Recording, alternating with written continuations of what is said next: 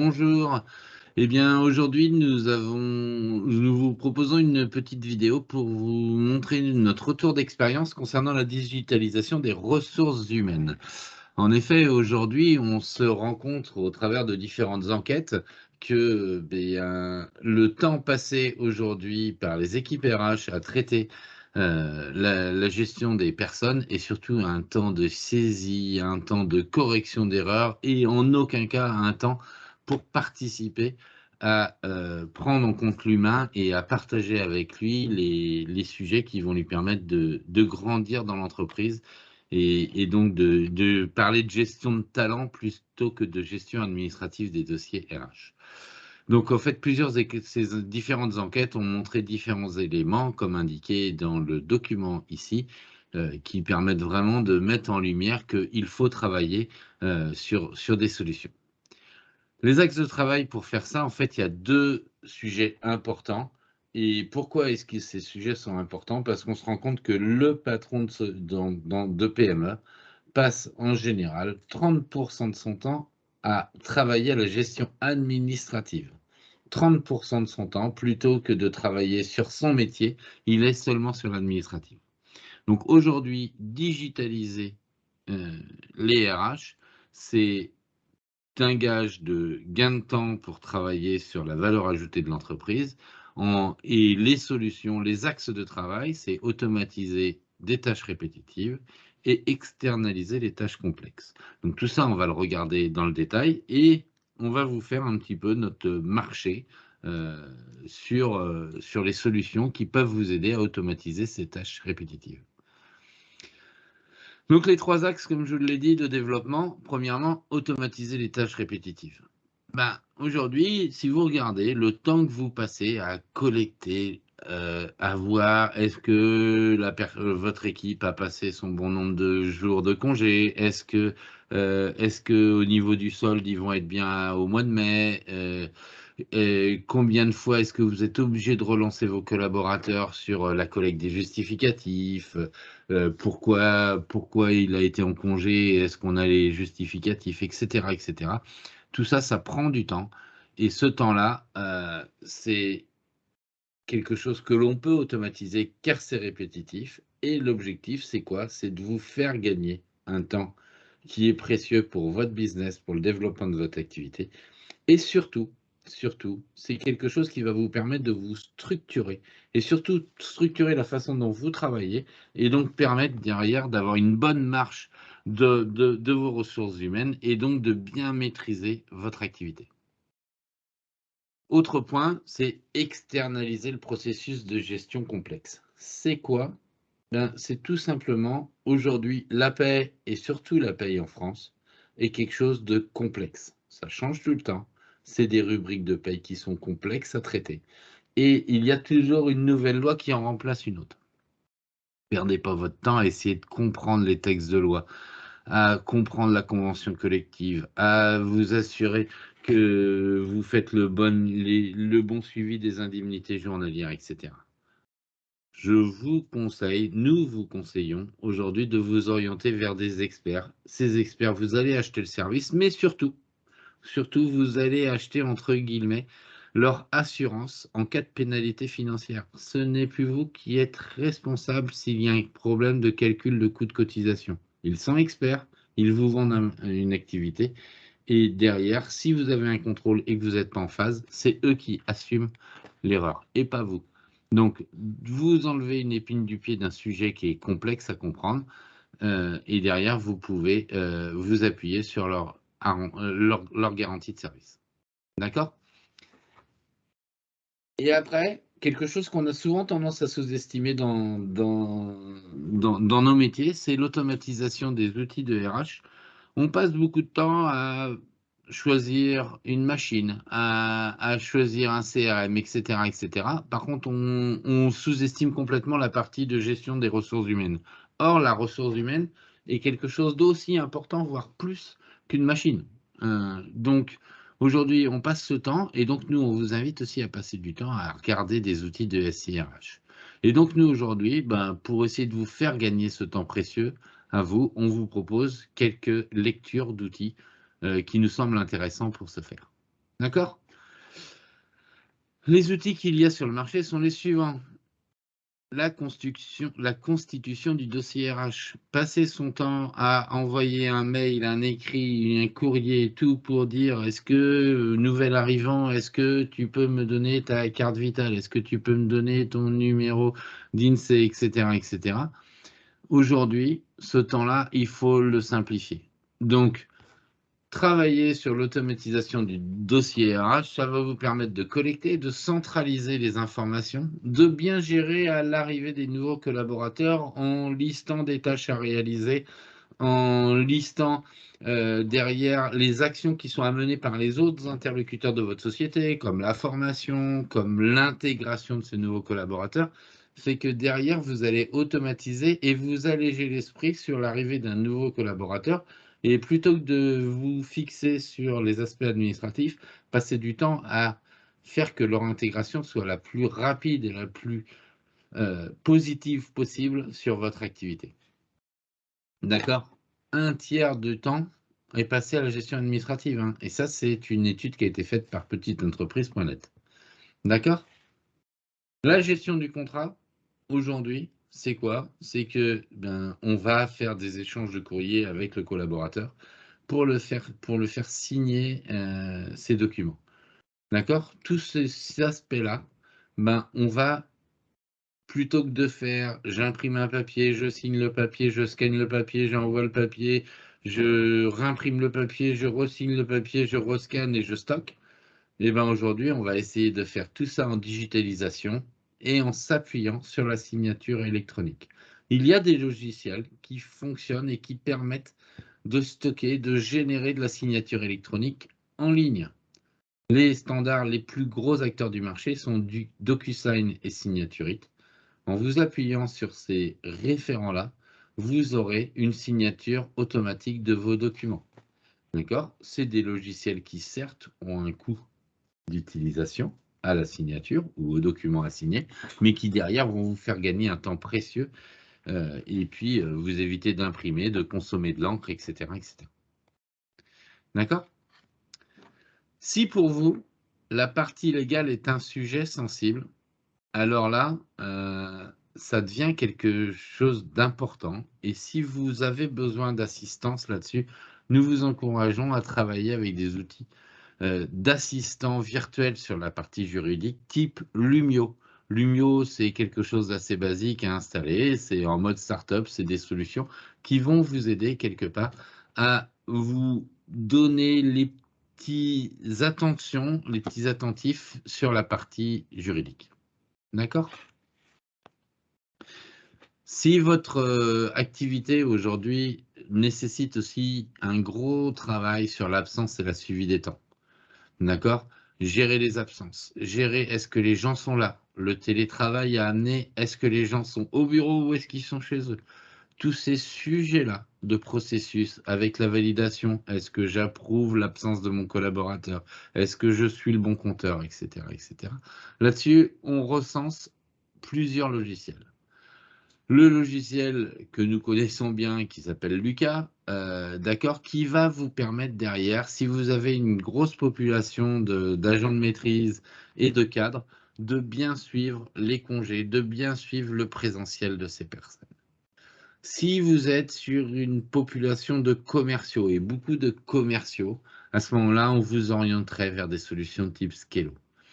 Et si derrière vous avez une grosse population d'ateliers avec un vrai besoin de badges qui vous apportent entre guillemets l'assurance de la minute, de la présence à la minute, voire à la seconde, etc., etc. Dans ces cas-là, bah, les gros acteurs que sont Baudet et Euroquartz vont être capables de vous assister sur ce genre de solution. D'accord? Si maintenant hop, pardon. Si maintenant on parle de gestion des talents, c'est quoi la gestion des talents? Ben, c'est aujourd'hui, vous avez des personnes, la ressource humaine, on peut aborder ça comme un talent, eh ben, il faut, un, la recruter et deux, la conserver. Aujourd'hui, le recrutement et on le voit en ces périodes, je vous parle actuellement en mars 2022, on voit qu'aujourd'hui on est sur une activité où il est très, très, très compliqué de trouver du monde. Aujourd'hui, ben, on se rend compte qu'on a du mal à recruter parce qu'il n'y a pas assez de ressources. Donc aujourd'hui, ben, il faut s'appuyer sur des outils qui vont vous aider à faire du recrutement, comme des solutions comme WeRecruit, Welcome to the Jungle, Fletcher, Steam Taylor, etc. C'est des outils qui vont vous permettre de faire du tri dans vos candidats, de vous aider à challenger le bon candidat et de bien suivre, entre guillemets, les équipes que vous suivez, les candidats que vous recevez et de bien gérer les annotations que vous portez sur ces personnes. D'accord? Aujourd'hui, on parle quand même de 6 PME ETI sur 10, 60% de la population, qui déclarent manquer de temps pour recruter des talents. Or, si vous n'avez pas de nouveaux talents, vous ne pouvez pas croître. Une fois que vous avez recruté ces gens-là, ben, il faut les intégrer. Et comme on a rarement une deuxième chance de faire une première bonne impression, l'onboarding est quelque chose d'important. D'accord? Pourquoi est-ce que c'est important? Ben, à partir du moment où vous allez avoir sélectionné un candidat que vous allez avoir mis tout en avant pour qu'il intègre votre société, vous allez être en phase, vous allez lui envoyer son contrat que vous allez pouvoir, au travers de solutions comme Lucas ou Workello, mais surtout la solution Lucas, bien entendu, vous allez pouvoir lui envoyer son contrat qu'il va pouvoir signer électroniquement, puisque Lucas notamment fonctionne avec Signaturite. Vous allez pouvoir collecter la signature. La signature du contrat et aussi dire à la personne, envoie-moi la photo de ta carte d'identité, ta carte vitale, etc., etc. Et de cette personne-là, en fait, ils vont voir tout de suite que, que vous êtes sur un processus où le mail qu'ils vont recevoir va permettre de collecter les documents. Et ces documents-là, ils vont être directement mis dans le dossier RH de la personne. Vous donnez une bonne visibilité à vos candidats qui vont intégrer la société. Une fois que vous avez des personnes, bah, il faut les former. Il faut les former et surtout continuer à les former.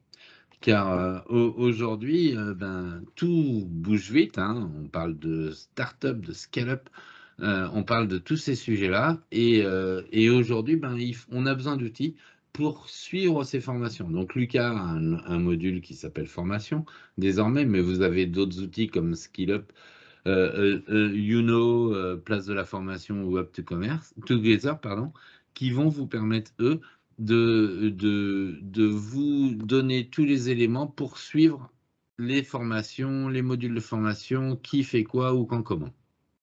Voilà. Vous avez des personnels qui sont dans l'entreprise, vous avez du personnel qui est formé. Maintenant, ce qu'il faut, ce personnel, c'est le garder. Et donc, pour ça, il faut suivre la performance. Mais la performance, c'est pas la performance uniquement de la personne, c'est la performance de votre collectif pour ces personnes-là. Pour ce faire, déjà, vous allez tout faire pour essayer de fidéliser vos collaborateurs.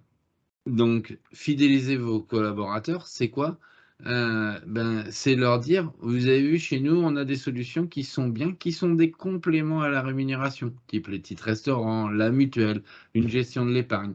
Tous ces sujets-là font que vous avez possibilité de mettre en place des outils qui vont permettre à vos collaborateurs de se dire, je suis bien dans cette société, j'ai envie d'y rester, et je vais m'appuyer sur toutes les solutions qu'elle m'offre, en plus de ma rémunération en monnaie sonnante et trébuchante. D'autres éléments, c'est suivre la performance pour que le personnel se sente engagé dans l'entreprise. En France, 6% des collaborateurs se sentent engagés.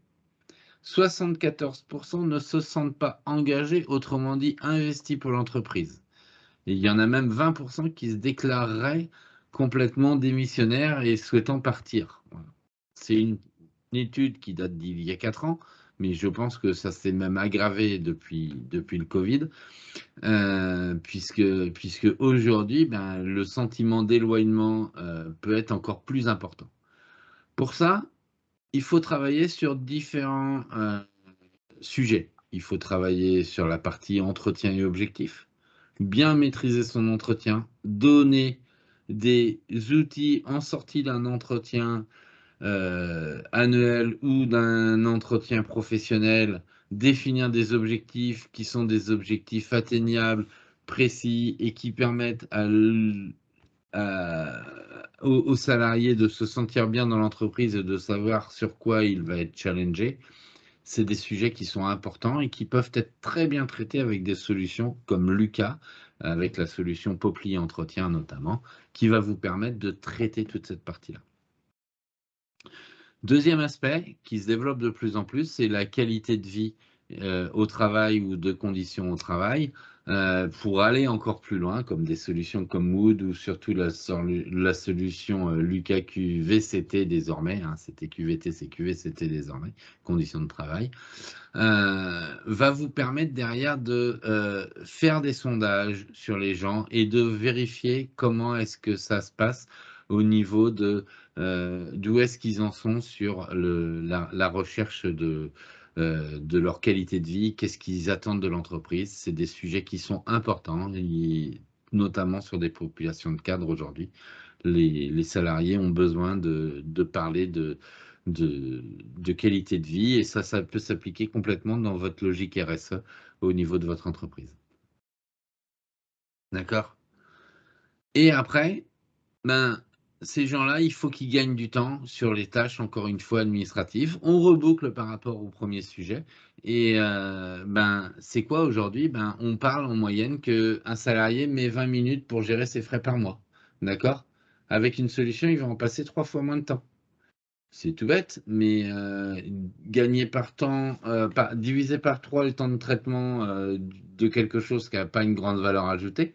Si à ça vous y ajoutez une problématique autour de, de, de, de, de l'administration comptable, entre guillemets, de ces notes de frais, vous vous rendez compte que ben, ça peut avoir intérêt de travailler avec des solutions comme Lucas, qui s'appelle Climi Notes de frais ou Anytime, qui va vous permettre de dématérialiser toute votre gestion des notes de frais, mettre en place des processus de contrôle automatique, de développer des cartes d'entreprise avec des comptes d'entreprise qui vont vous permettre derrière d'enregistrer des paiements directement de vos comptes pour éviter les avances de frais, etc. etc.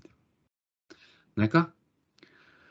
Voilà quelques outils du marché qu'on peut avoir recensés. Donc aujourd'hui, en conclusion, si on regarde un petit peu pourquoi automatiser, pourquoi digitaliser les ressources humaines, ben, très clairement, aujourd'hui, on passe trop de temps à collecter l'information.